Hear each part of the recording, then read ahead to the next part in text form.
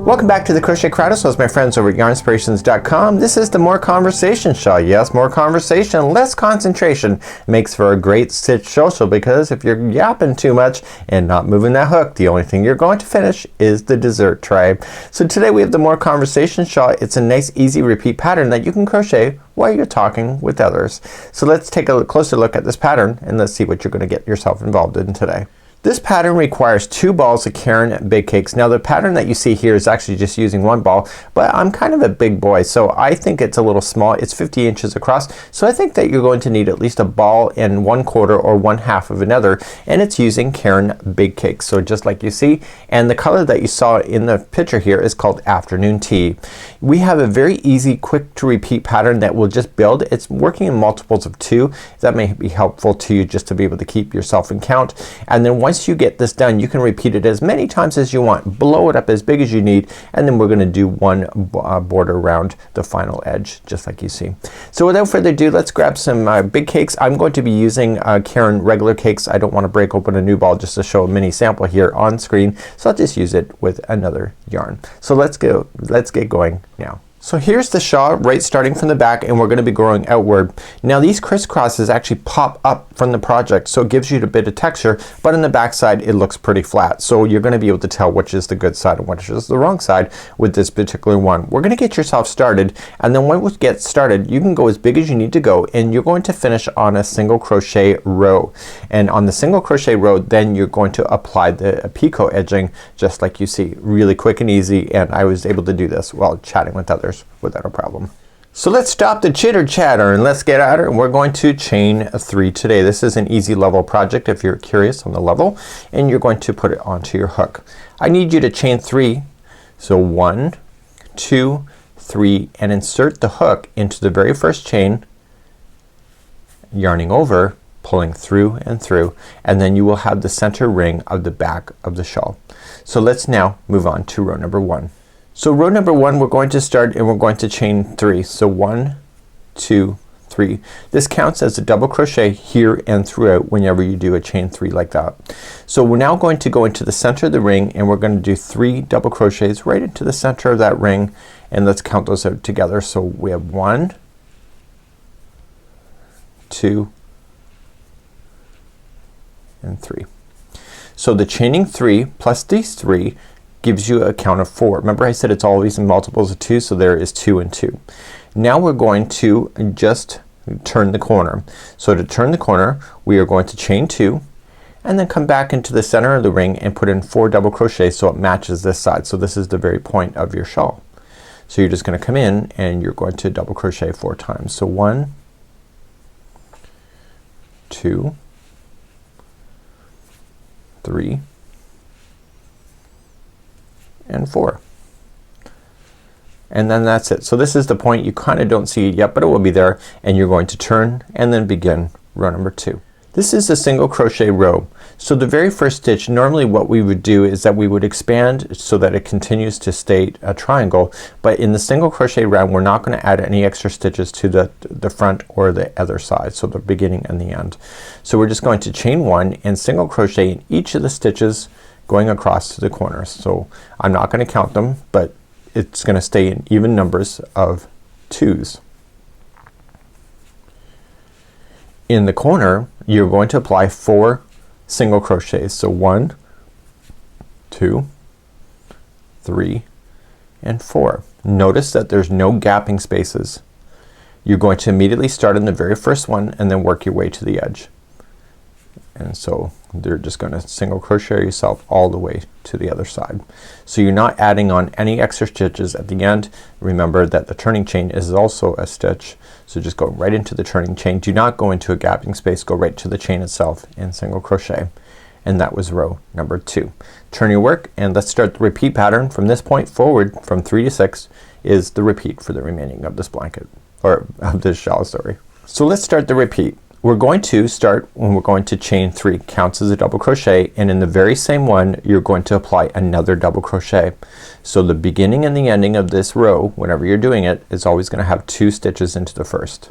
Okay, so now you're just going to do 1 double crochet in each of the stitches up until we get to the middle 2 single crochets that are in the corner, and it's kind of easy to tell. So you can see that there's 4 stitches here in the space here. So what we need to do is that we need to concentrate and get ourselves to the second one in.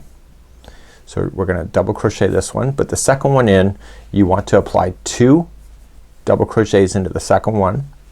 So 1 and 2, and now you're gonna put a gapping space back in, so chain 2, and then come to the very next one and just right in line and put in 2 double crochets into that one.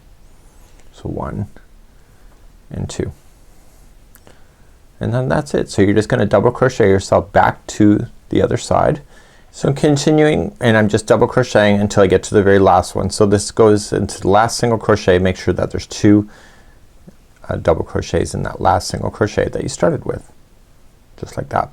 So everything should be in groups of 2, so 2, 4, 6 and 8, and that will help you keep it in count if you need to. So let's move on to row number 4. So let's continue. We're gonna chain up 3, so 1, 2, 3. Now we're going to do a crisscross, and we need to start with an expansion. So how you do that is that you come and double crochet in the very next one after that, just like that. And now lean it forward, and you're gonna go into the one where this chain 3 is in. So just lean it forward and access it from behind and just double crochet, and that will cause a crisscross. So that one that you just did plus the chain 3 gives you your 2 increase that you need in order to keep this thing being a triangle. So to continue, you're just gonna crisscross all the way to the corner. So skip the next one and double crochet in the next one after that, and then come back and get the one that you skipped. Just lean it forward and access it from behind and double crochet. So skip the next one, double crochet in the next one after that, access it from behind to get the other one that you skipped, and you're gonna do that all the way to the corner. So if your counts are right, your crisscrossing will take you immediately to the corner. So I have no more stitches left and I have a corner. So in the corners you're going to maintain what you know. So it's 2 double crochet, so that keeps you in sets of 2, and then chain 2 and 2 double crochet. So you're immediately going to start and crisscross yourself back to the other side, and it's that last one we need to watch for the most. So skip the next one, go to the second over and start crisscrossing. Come back and get the one you skipped. And keep doing that all the way to the other side. So this will create the texture to be on the other side of the work when you crisscross like this, just so that you're paying attention. So you technically have 2 stitches left at this moment when I just settle down here for a second. So I have 2 stitches left, but remember we have an expansion. So go to the last stitch and then go to the one you skipped, and there is your crisscross. But what we need to do is that we need to apply 1 more double crochet in this first one that you went into, and that allows it to have the expansion, just like that. So now we're going to turn your work and we're going to go to row number 5. Row number 5 is exactly this double crochet that you see. So you're just gonna chain up 3, you're going to double crochet in the first one where that chain 3 comes out of. So there's your expansion, and now you're going to put 1 double crochet in each one of the stitches going across. And when you have it turned like this, you'll see that this is where the texture will appear. So we're technically looking at the good side of the project, called the right side of the project. So you're just gonna double crochet yourself all the way to the corner. So what are you gonna do in the corner? You're going to 2 double crochet, chain 2, 2 double crochet. And I'll stay silent for a moment.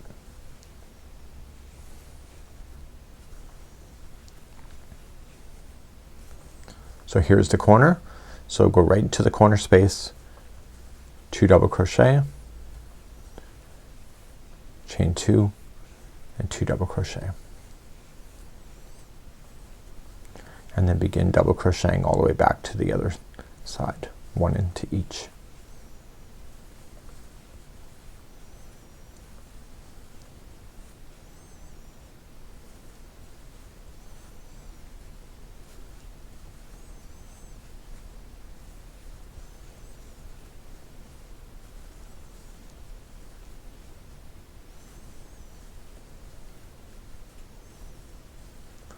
When you come to the other side here, just watch what you have. So this one's part of the crisscross, and then the very final turning chain, there's 2 double crochets in that one.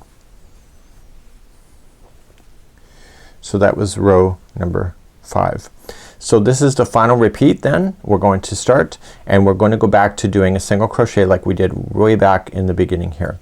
So you're just gonna chain up 1, put 1 single crochet in each of the stitches up until you get to the corner. So there's no expansion happening at the beginning or end of a row, not for the single crochets.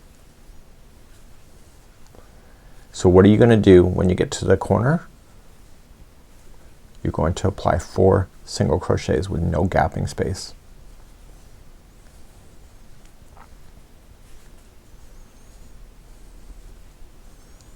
Okay, so the corners are 4. So 1, 2, 3, and 4.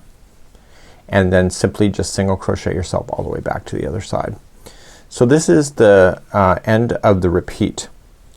So what you can do if you want to follow exactly what I did is that you repeat rows now 3 through 6 9 more times. So you end up with 10 of these sections. You will notice that the yarn will change color on its own and will provide really unique looking striping as it gets bigger. So you're just gonna do that. So what's gonna happen at the very end? So at the very end you're going to end up finishing on a single crochet row like this. So turn your work and let's just review on how to do the final edge. To do the final edge, it's all using each one of these single crochets. I love this stitch, it's my go-to. Chain up 1 and single crochet in the first one. And now we're going to apply a picot. So this is gonna take that flat edge and make it a little more interesting. So chain 3. Now we're going to do a picot. So do you see these 2 strands of string right there, or of yarn? Just sink in behind them, yarning over, pull through and through, and now single crochet into the next one. So each one of these stitches works up in sets of 2. So single crochet in the next, then apply your picot. So chain 3 and slip in behind those 2 strands on the top, pull through and through, and single crochet in the next. So there's another set. So you just slide in, single crochet, chain 3, picot it, and single crochet. So what you're going to do is that you're going to continue to do that. Just follow it around. There's nothing extra to do in the corners, just it's all in sets of 2, and you're gonna work your way all the way back to the other side, and then this is done. So you'll notice that I planned it so that this picot edge ends up on the good side. So this is the texture side that you see. So it actually looks really amazing once it's completely done. So this would be how to do the More Conversation Shawl, so you can concentrate less and get something done while you're with others, and maybe while you're out and about. It's a project that you can do pretty quickly without a lot of fuss. So until next time, it's Mikey on behalf of the Crochet Crowd as well as our friends over at yarnspirations.com. We'll see you. Bye bye.